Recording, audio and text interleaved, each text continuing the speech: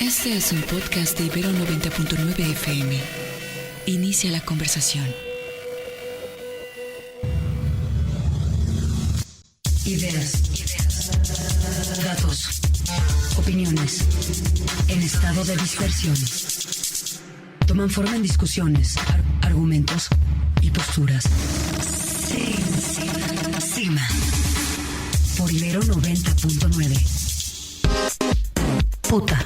Patria y religión, la misma mierda. Josecito, te amo.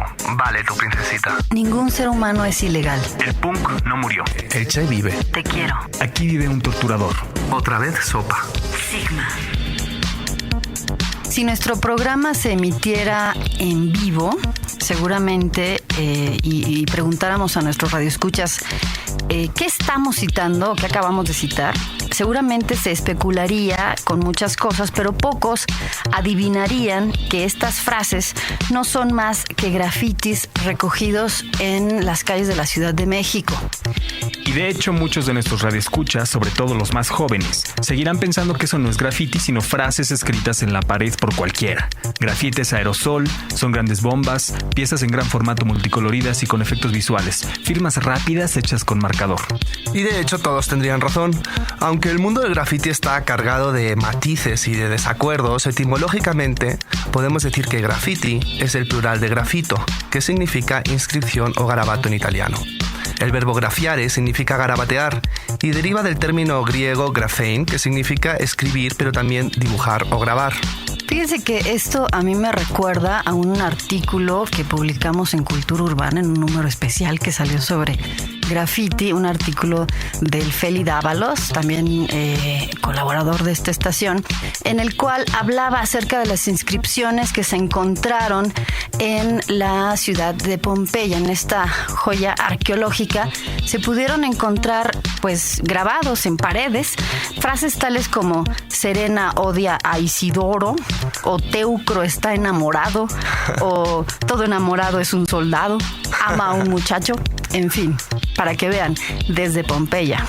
Y vamos con la primera cápsula del programa, que nos va a contextualizar un poquito, históricamente nos va a dar un pequeño repaso de qué ha pasado con el graffiti, pues desde que el hombre es hombre. Recuerden que esto es Sigma, Ideas para Mañana, en cabina Eugenio Echeverría, Rubén Avali y Agustín Peña.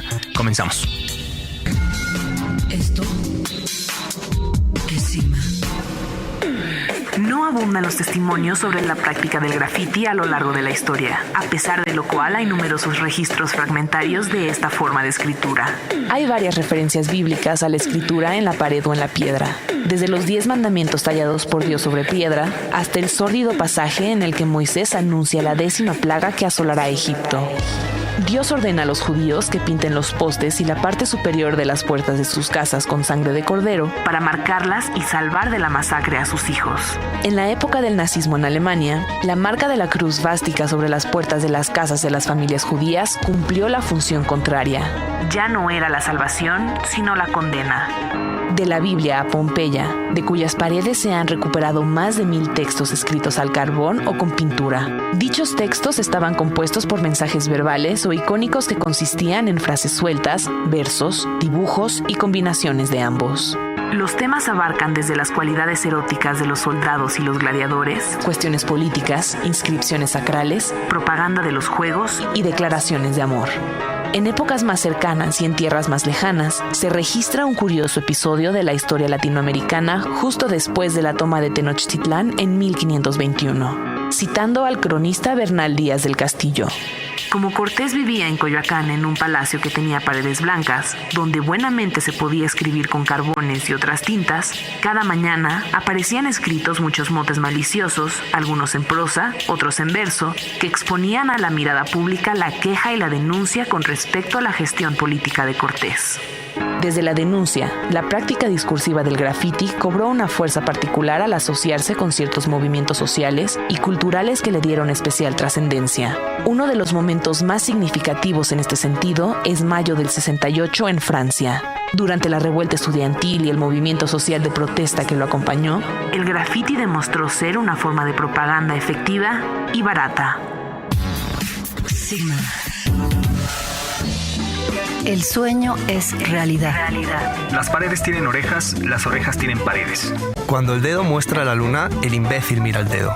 Debajo del pavimento está la playa. Prohibido no pegar carteles. Todo el que enseña aprende y todo el que aprende enseña. Y bueno, acabamos de citar algunos grafitis escritos en París en el mayo del 68. Una diferencia interesante contra aquellos con los que abrimos el programa y que incluso sería interesante contrastar con aquellas intervenciones públicas realizadas en Oaxaca en el 2006 por colectivos como La Pistola, con Z. Y bueno, pues buenas tardes. Ya nos presentamos hace un momento, pero lo volvemos a hacer. En cabina estamos Agustín Peña, Eugenio Echeverría y yo, Rowena Bali.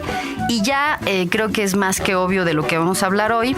Seguiríamos hablando sobre graffiti y la cápsula que acaban de escuchar es una recopilación de varios fragmentos contenidos en el libro Graffiti de Lelia Gándara y efectivamente tras este repaso expreso a la historia del graffiti nos ubicamos directamente a finales de los años 60 en Estados Unidos. Eso nos remite al graffiti hip hop, aquel nacido a finales de los 60 en Estados Unidos y que puede entenderse como una de las ramas de la expresión de la subcultura del hip hop.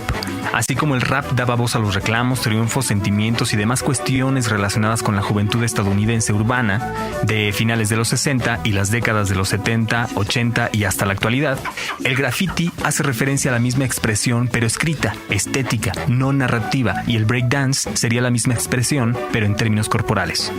Pues bajo esta idea, el graffiti contemporáneo nace como una expresión social, como movimiento contracultural mismo que, como ya veremos más adelante, y como sucede con la contracultura en la posmodernidad, es asumida por la cultura hegemónica, ampliando el discurso de lo mainstream, en este caso el lado alternativo del mainstream. Sigma.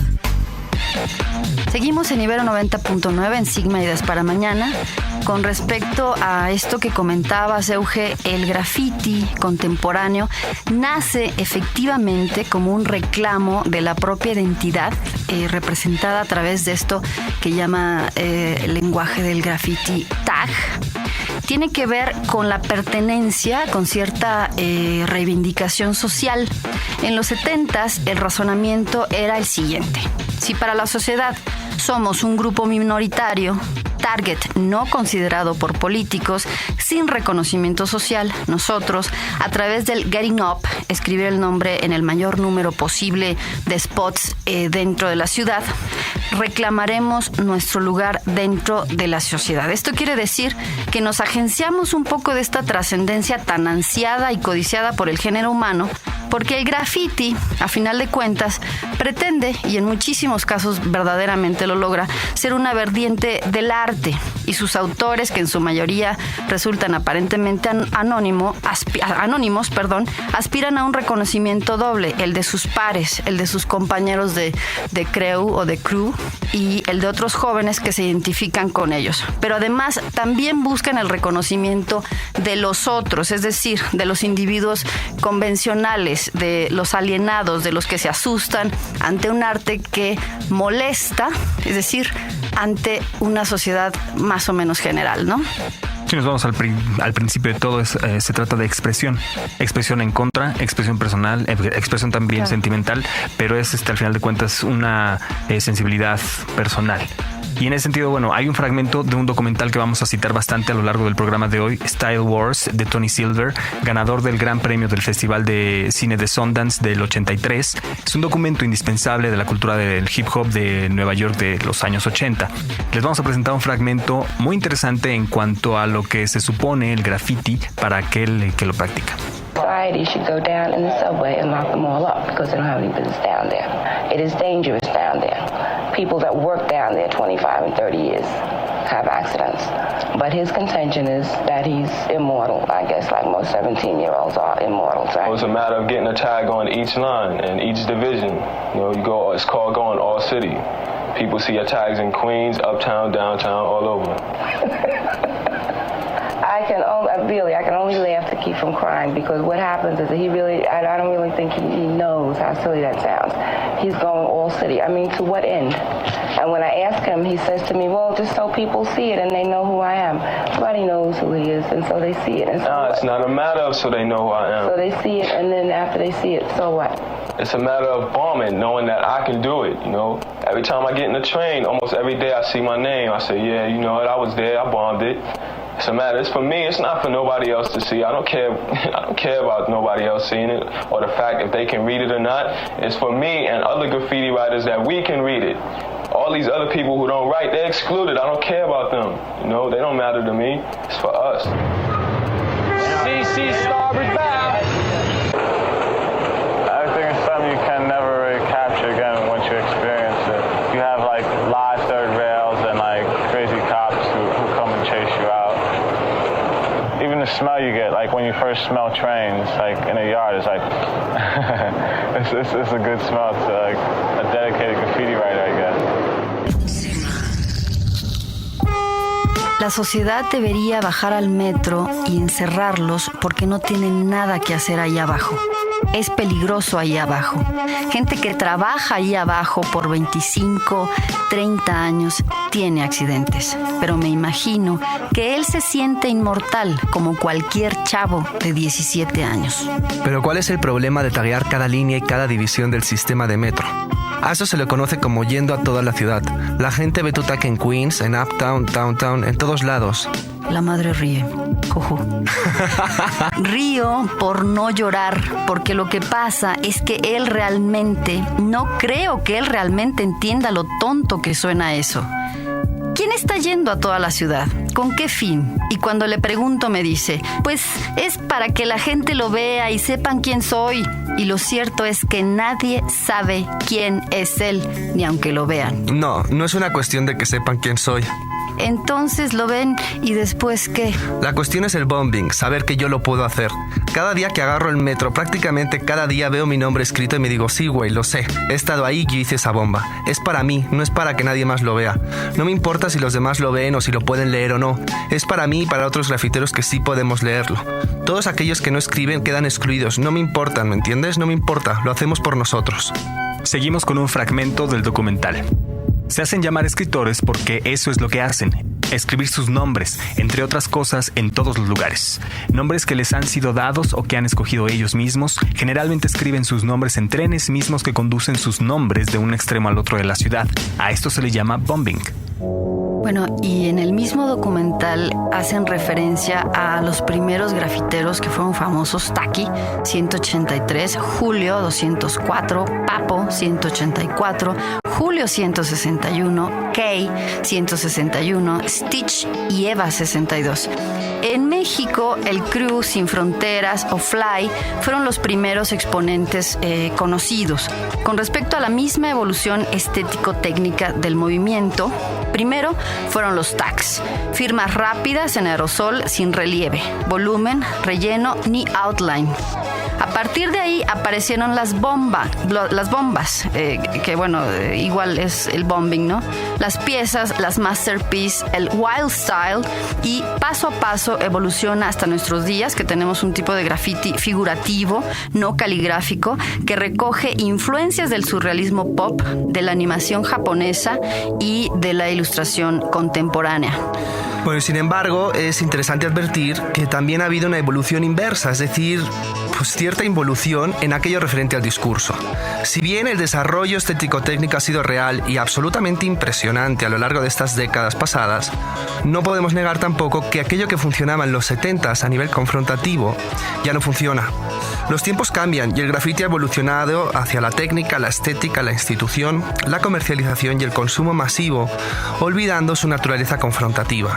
Lo que sucede es que hoy en día a nadie sorprende un tag en una propiedad pública o privada, a nadie le parece subversivo, nadie se siente cuestionado por el graffiti, lo cual ha llevado a que personas como Guillermo Heredia afirmen que el graffiti ha muerto. Y bueno, yo estoy de acuerdo con Guillermo Heredia en cierto sentido. Actualmente el graffiti expresa que las ciudades se han vuelto inhabitables y que ahí está precisamente su triunfo.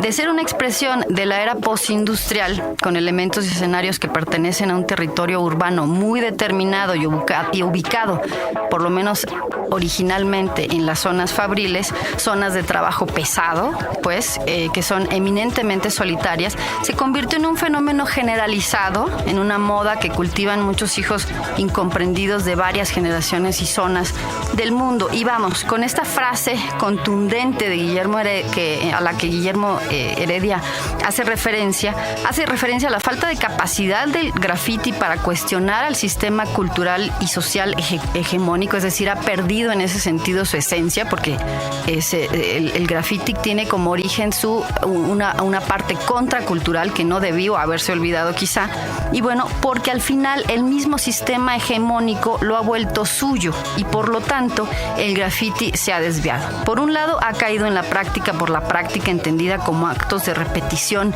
inconscientes y como tal vacíos, y por el otro pareciera trepado en los fuegos artificiales, en este juego seductor en el que suelen caer los cultivadores de la estética. Y es que si uno retoma esta frase, el graffiti ha muerto, bueno, pues cuántas cosas no hemos matado de nuestra sociedad. Dios ha muerto, la poesía ha muerto, la literatura ha muerto. Dios como que está resucitando, ¿no? El arte ha muerto. Entonces era lógico, era muy lógico que también alguien quisiera matar al graffiti, ¿no? Ahora, definitivamente también hay que analizar otros fenómenos, por ejemplo, como lo que se da en Latinoamérica, Sudamérica, con el scratch, ¿no? Que igual son tags, son stencils, son cosas por ahí que ya lo han denominado de esta manera el scratch, porque parece ser que bajo este término sí tiene esta intención subversiva y sí tiene esta intención. Creo que el scratching no es de rayar. Sí, que es como de alguna manera puede considerarse una rama del graffiti, el scratch, ¿no? Sí. Sobre cualquier superficie. Pero es mucho más destructivo. Es mucho más destructivo y ahí sí, pues implica muchísimos recursos también. Es el tag del siglo XXI. Imagínate sobre un monumento, ¿no? Claro. Un monumento histórico que en Europa sería impensable y aquí en México tú ves en las pirámides, ¿no? En cualquier otro lado. Bueno, pero digo, si actualmente el cambio es radical, de movimiento sociocultura ha evolucionado a movimiento artístico y en eso, en el rumbo hacia su muerte, ha perdido aspectos como la subversión. También de movimiento local, por ejemplo en San Francisco, Nueva York, ha evolucionado un movimiento no internacional sino global, porque los grafiteros de todo el mundo están hiperconectados a través de redes sociales como el Blogspot, el Picasa, Facebook, MySpace, y comparten su trabajo. Además, unos de otros se vinculan con el acto ritual de grafitear. Y tenemos, con todo esto que estamos comentando de la vigencia la vigencia de las intenciones de ese graffiti hip hop apareciendo en finales de los 60, tenemos una cita bastante reveladora que permite intuir qué es lo que está sucediendo en el mundo del graffiti actual, citando a Fernando Figueroa Saavedra, autor de Graffiti Fragen, una mirada reflexiva sobre el graffiti. Dice así: seguramente el graffiti move se encuentra con bastantes complicaciones en su progresivo desarrollo como verdadera expresión popular. Entre ellas ya se perfilan algunas como su culto al ego, que aminora el potencial de construcción colectiva, su recocido banal y en lo victimista que desarma su discurso, así como su institucionalización que lo condena a insertarse y morir en el sistema. Con respecto a la cita, es fácil converger con el autor en las nefastas consecuencias del culto al ego, la vanidad y el victimismo, que sí se da mucho cuando practicas con un grafitero. Hay un discurso detrás, generalmente bastante cliché, muy desarmado, muy poco argumentado, de victimización, ¿no? Ahora bien, en lo personal y también como promotor del graffiti mexicano, no estoy tan de acuerdo en los supuestos perjuicios de la institucionalización del graffiti, ya que esta institucionalización no implica por sí sola el desarme de los discursos. Bueno, yo tampoco estoy de acuerdo. La libertad de expresión promovida desde instituciones culturales públicas y privadas permite la materialización de ideas divergentes y la activación de conciencias. Así que esta no sería una excusa para la falta de discurso de la cual peca el graffiti actual. Tenemos espacios aquí en México muy relevantes como el Faro de Oriente, la Galería José María Velasco, el festival Just Writing My Name, dirigido por ECLA, y el Centro Cultural Border, entre otros, el Centro Cultural Border dirigido por nuestro victimizado y muy querido Euge. En ninguno de estos espacios me parece a mí que reine la censura. Ahora, a mí me parece importante destacar el fenómeno del graffiti como una forma de comunicación entre individuos concretos, ¿no? Por una parte, pero además entre grupos de bandas o de crews, etcétera, ¿no? Es interesante ver que hay registros de esta necesidad de comunicación desde la era de las cavernas, pues, ¿no? Es decir, esta necesidad de comunicación entre grupos y bandas ya se daba inclusive antes de que se empezaran a levantar los muros o de que existieran los vagones del metro en Nueva York, ¿no? Digamos que el graffiti en su era primitiva ante-neoyorquina tuvo connotaciones tan comunicativas y tan democráticas como las del graffiti estrictamente actual. Ahora, el graffiti está viviendo un proceso evolutivo que es completamente normal en cualquier manifestación o escuela artística. Quizá pronto haya que llamarle al graffiti de otra forma, pues, ¿no? Porque de tanto ir perdiendo este carácter originario y contracultural, desaprobado por la ley o por la sociedad, se ha convertido pues en otra cosa.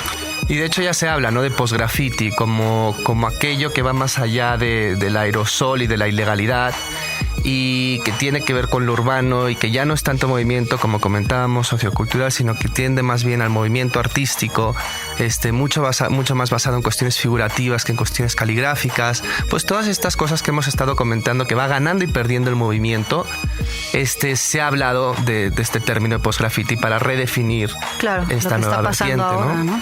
Yo me pregunto varias cosas y bueno, continuando con esa frase de en este camino hacia su muerte, el graffiti, si bien como mencionaban hace rato, pues ha tomado también el lugar en los centros culturales, en las galerías incluso sobre el blanco inmaculado del cubo blanco, valga la redundancia, se ha dispuesto también del graffiti, el graffiti móvil, el graffiti líquido, me refiero al que se mueve, el graffiti también aéreo, ¿no? Esos de pronto que se dejan soltar como burbujas de jabón, etcétera, que también son una serie de manifiestos. Sin embargo, tenemos ya cursos, talleres de cómo hacer graffiti, y es más bien sobre un recorrido, digamos, como por la historia del graffiti. Y yo me pregunto si bien lo vemos que va al cadalso, mantuvo una teoría, mantuvo una propia estructura, desarrolló su manifiesto, desarrolló su propio lenguaje. Nos vamos al Dada, que se opone, si tú quieres, al canon,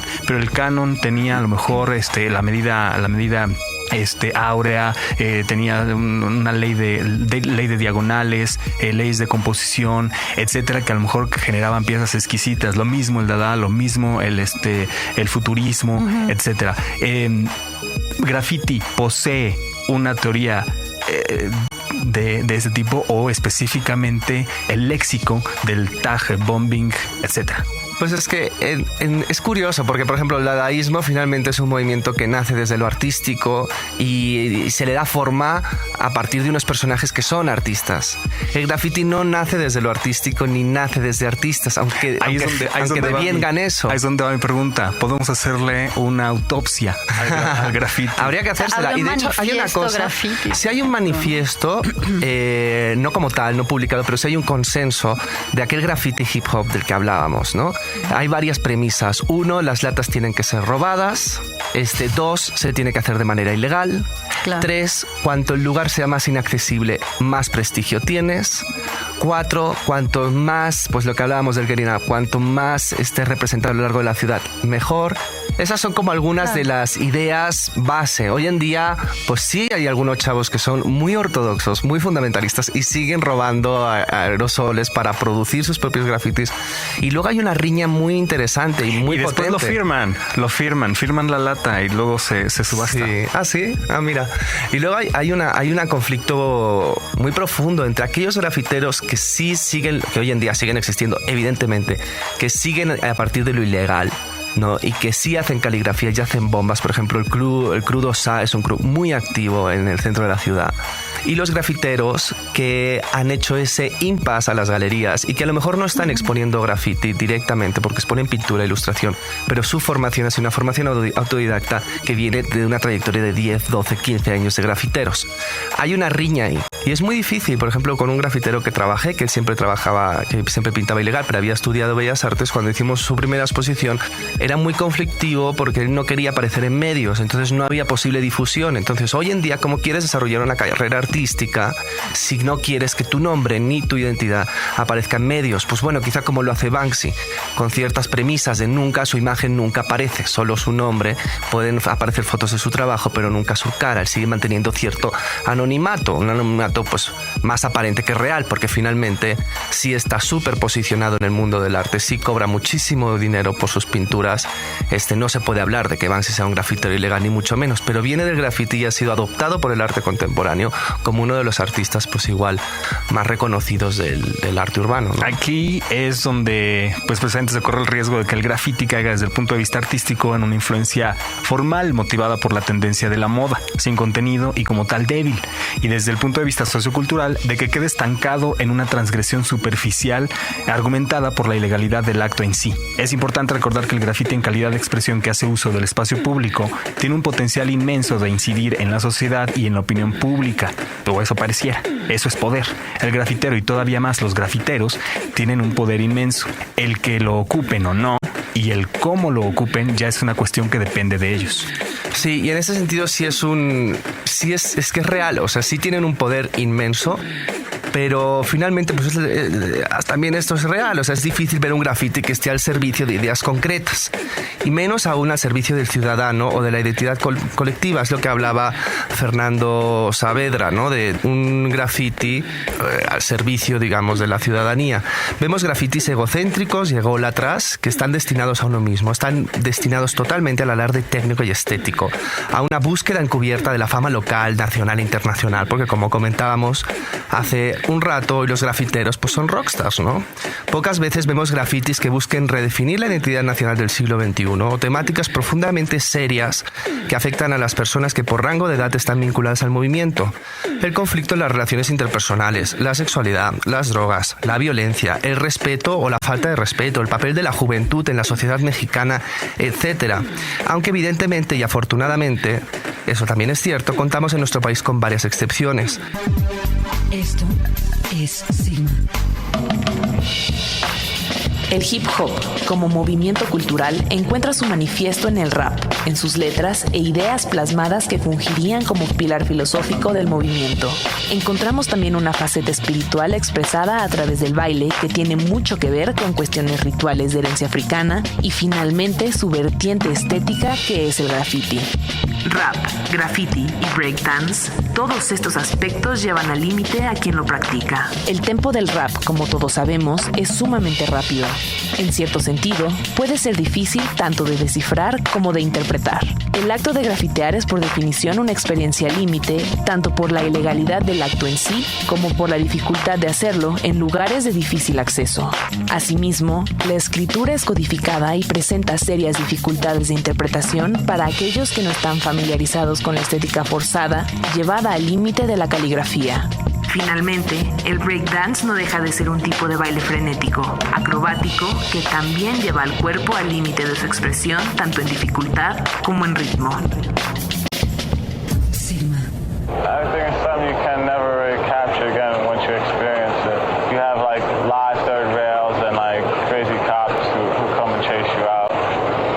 Even the smell you get, like when you first smell trains, like in a yard, it's like it's a good smell to like a dedicated graffiti writer, I guess.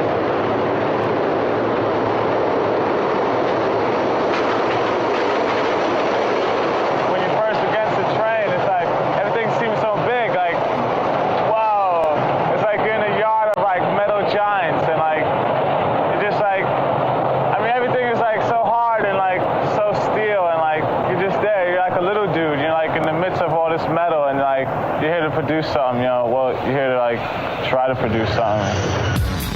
Sigma.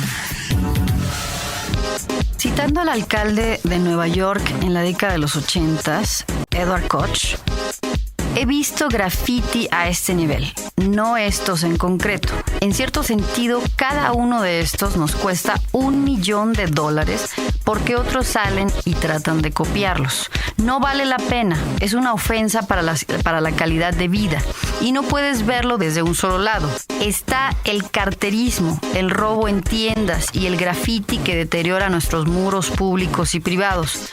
Todo está en la misma área de destrozar y atentar contra nuestro estilo de vida y dificultan el disfrutar de la vida. Yo creo que debe ser respondido y esta respuesta para un reincidente, para alguien que ha sido ya advertido 3 veces, son 5 días de cárcel. Ahora bien, por supuesto, un asesino, si crees en la pena de muerte tal, y como yo lo creo, querrás tener la opción de ejecutarlo. No harías lo mismo con un grafitero. Bueno, creo que esto es muy claro.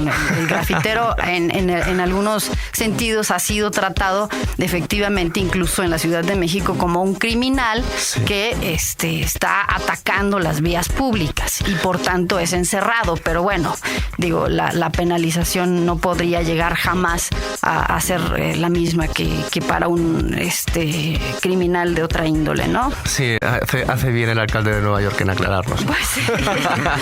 Qué bueno es, ¿no? Qué bueno es, qué buena onda, qué considerado. Pero ahí también te das cuenta de cómo prevalecen, digamos, un solo pensamiento hegemónico de vida, ¿no?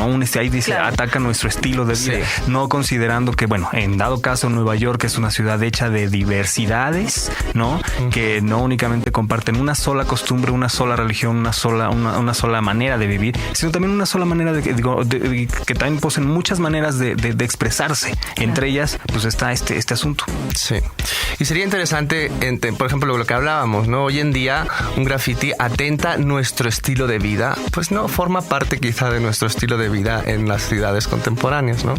Y sí, finalmente la relación que ha habido entre el graffiti, los grafiteros y la autoridad, y los diferentes gobiernos ha cambiado bastante. En Barcelona hace 10 años había una permisividad total, lo cual fue parte del auge de Barcelona como ciudad, digamos que como ciudad diversa, vinculada al diseño y a la moda y al arte urbano y así. A lo cosmopolita, ¿no? A lo cosmopolita también. De repente lo prohibieron. Ahora en Valencia está bastante abierto.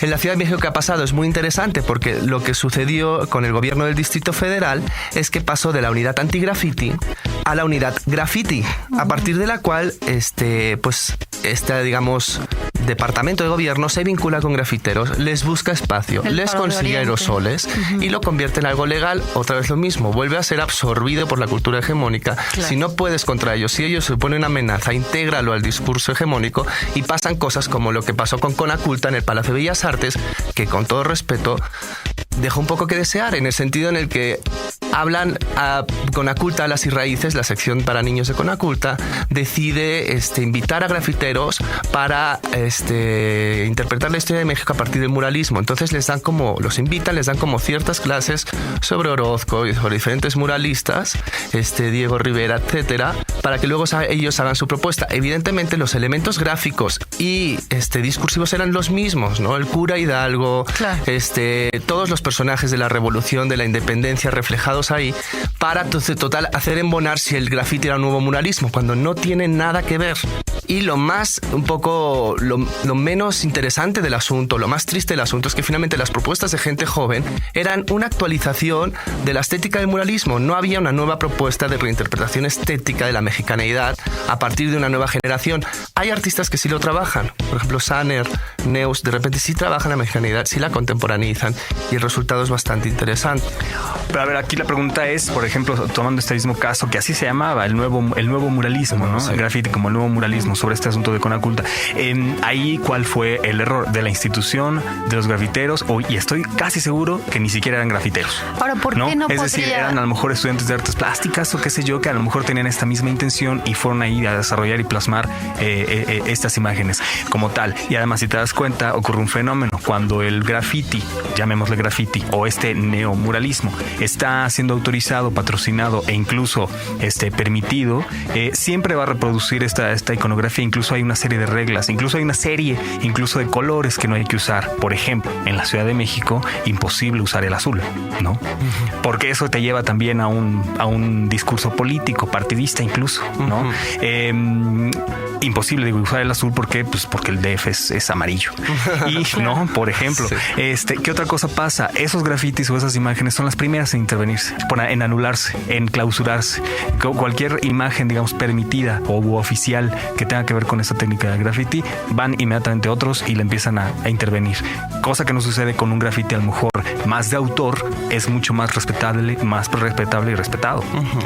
Ahora, el pretender que el graffiti sea un nuevo muralismo, sería muy interesante que planteáramos los motivos por los cuales es imposible que esto sea realidad, ¿no? Ahora, el intentar verlo como un nuevo muralismo es también intentar insertarlo en esto que es aceptado socialmente. Ahora, Euge, tú dinos, ¿por qué motivo es imposible casar al muralismo mexicano con el graffiti actualmente? Volvemos a lo mismo. Primero, el muralismo es un movimiento que nace desde gobierno, desde la Secretaría de Educación, desde Vasconcelos, y el muralismo es un movimiento que pretende redefinir la historia de México para hacerla masiva. O sea, es un movimiento educacional. Una forma de difusión. Exacto, ¿no? Totalmente. Y además está llevado por tales artistas con tales trayectorias que se convierte en un movimiento artístico. Digamos que se reorientó. O sea, se le encontraron estas posibilidades de educación, de masificación y de iconicidad al muralismo. En un principio, digamos, en esos 30, pues no era tanto la idea quizá de los propios muralistas, pero después sí se le encontró esa función y se construyó totalmente ese discurso, cosa que los pues, no tiene. Los trabajos de muralismo más destacados son eso, o sea, totalmente, ¿no? Los más conocidos, más destacados, los que más trascendieron. No podemos hablar, por ejemplo, de muralistas como Vladi, porque, bueno, también se insertó en esta función social de difusión histórica, etcétera, pero nunca llegó a tales niveles de trascendencia. Pero en el caso de Rivera, Orozco, etcétera, pues creo que todos sus trabajos más destacados están vinculados a dar seguimiento a la historia oficial, ¿no? A la construcción de una identidad, ¿no? Y el graffiti lo último que pretende que es una lástima, es redefinir, cuestionar, adoctrinar la propia identidad, ni adoctrinar, evidentemente. Entonces, y nace como un movimiento contracultural, no como un movimiento que nace desde dentro del sistema, como el muralismo. Claro. Es totalmente distinto. Uno era un movimiento de educación, un movimiento artístico, y el otro se supone que era un movimiento contracultural y ha evolucionado también hacia un movimiento artístico, pero un movimiento artístico carente muchas veces de discurso, basado en una cuestión estética, como comentábamos, que bebe de la animación japonesa, el surrealismo pop, de la ilustración contemporánea, que a veces peca un poco de conformista, ¿no? Bueno, pues vamos llegando al final del programa, no sin antes citar algunos links que les pueden interesar. Por un lado tenemos a varios artistas que sobresalen por su desempeño técnico. Están Segoval, Seger, News, Smith, Cubo, Motic, Stunt. Otros que son más conocidos por taguear toda la ciudad, como Sealer, Sombra y en general el crew 2A. Y otros que son más conocidos por desarrollar un perfil más artístico sobre su trabajo, como Dear, Saner o Neus, que presentan su trabajo de pintura y dibujo en diversas exposiciones, tanto nacionales como internacionales. Ya hace rato los mencionábamos y son, la verdad es que bastante interesantes. Sí, ¿no? Tienen un trabajo. De hecho, estos últimos tres inauguraron recientemente una exposición en Barcelona el pasado 16 de septiembre en Montana Gallery, y pueden checar el registro de las piezas presentadas de dicha exposición en la citada espacio Centro Cultural Border. En borde.com.mx. Y bueno, los espacios también los hemos comentado, así que les paso algunos links que pueden ser interesantes si quieren seguir profundizando en este tema del graffiti. Y bueno, el de Dear, un cuate de veras muy, muy talentoso, no solamente como grafitero, sino en muchos otros aspectos, que es, se los voy a deletrear, es bacterya.blogspot.com, bacteria.blogspot.com. El de Seher, que es seherone.blogspot.com. El de Segoval, que es segoi o Val, .blogspot.com. El de Saner-medio dsr.blogspot.com. La Galería José María Velasco, que está ubicado en Tepito, es www.galeriavelasco.bellasartes.gov.mx. El Faro de Oriente, en el oriente de la ciudad, www.elfarodeoriente.org. Y bueno, pues por supuesto el border.com.mx. Y para checar videos de proceso de graffiti, les recomendamos la cuenta BorderDF en YouTube, que tiene videos de los artistas citados en este programa. Y bueno, pues no me puedo despedir yo también sin recomendar un sitio que es extraordinario. Yo creo que si bien pensamos en las ideas para mañana, ya tenemos el graffiti, ya tenemos el scratch, ya tenemos todas estas cosas también que se hacen con stickers, con capas y capas y capas y capas de pósters, ¿no? Que luego se van arrancando y van generando como otras narrativas.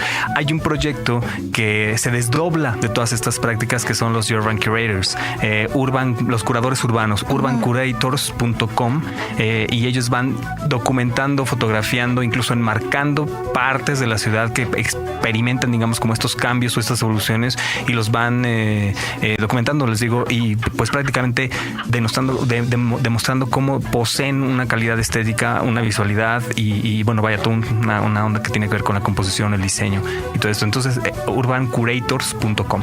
Muy bien. Y pues sin más nos despedimos. Buenas tardes, gracias y adiós. Adiós. Adiós. Todas las variables se combinan para alimentar nuestra interpretación.